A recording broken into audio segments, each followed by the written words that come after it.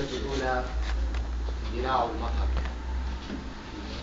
يسافر التيه حول نعش ارتجافي مغرما بانتشاء صداي. ارتحال المدى يزف انتمائي لزرقة النسمة واخضرار الحنين. أناملي تنتحب في جنبات الموج، غيمتي تحبو على تعب المرايا.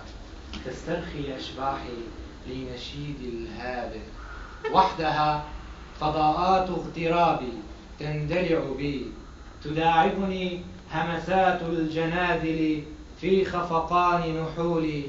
أفرز صخبي في كؤوس سباتي، أغنيات انتدابي على ضفاف المودات. استسلمت بحنون، رسمت جوقتين من تعب لزج، ترتطمان أسفل حزني.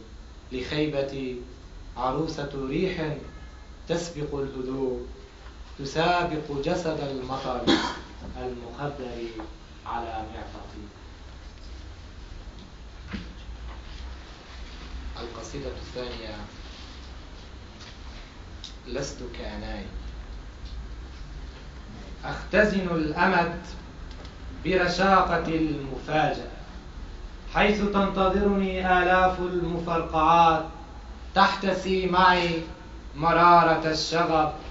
لأنني كأي اتجاه دائم الجلوس قرب نوافذ يجلس تحتها العبيد. شرابي يحملق حول إنائي بعصبية، حذائي يتمنى لثم القاع. السنوات الجائعة تشرب أنفاسي المائلة. طبيعتي أصمة كالوجع الأخير، ملء وجومي أضحك خلف شفاهي. والإصفرار يتسكع باحمرار وامتقاع خارج داخلي، وفي داخل الخارج أحتسي الازدحام، كمن يراقب جميع الطائرات الشبقة بينما يتفرج الآخذ عيني على مصيبة لم تقع. أستجمع جميع أوراقي التي صرخت كصراخي، أتابع أقاصيص لساني المنعقد.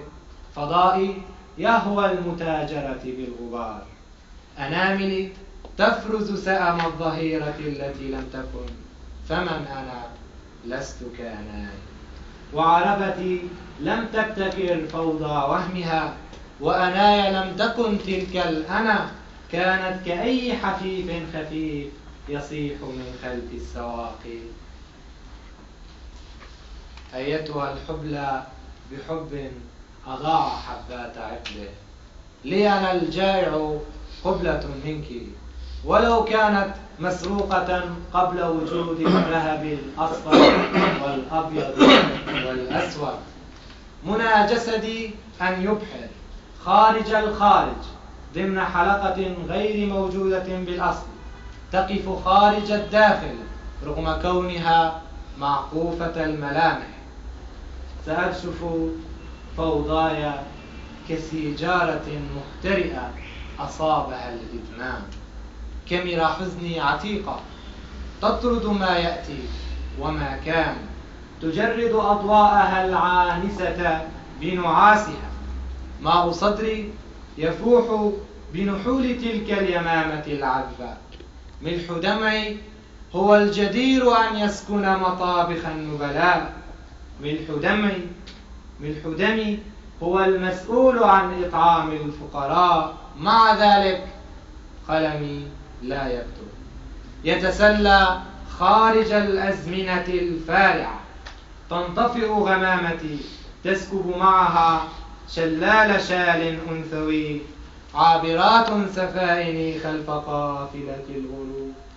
لغرابي إصغاء هذا البحر إنه ملكي. تسلقت أعمدة الموج على سرير الأضواء الليلية. شطرت العباب نصفين وأنا أبحث بين الدخان عن طفلة، عن منديل، عن شجرة، عن وطن. القصيدة الأخيرة بعنوان شغف النار. تتبعنا دهاليز الفراق كقطعة نسيج تمتهن حبك المرايا.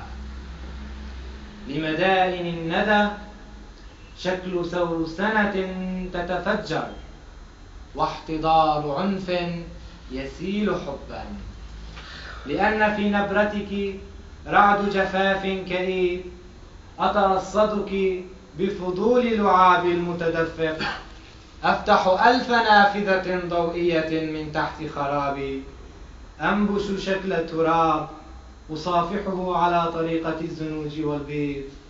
أقايض عطشي بمربى العنب حيث أمتطي العجلة، أنحني كعظام الأشجار الناحلة حين أرى امرأة بحجم البحر المجنون تمزق ثيابها وترتوي من لثم شفاه لم تعتد الركوع، وباتت تلحد بالحب منذ الطور الأول.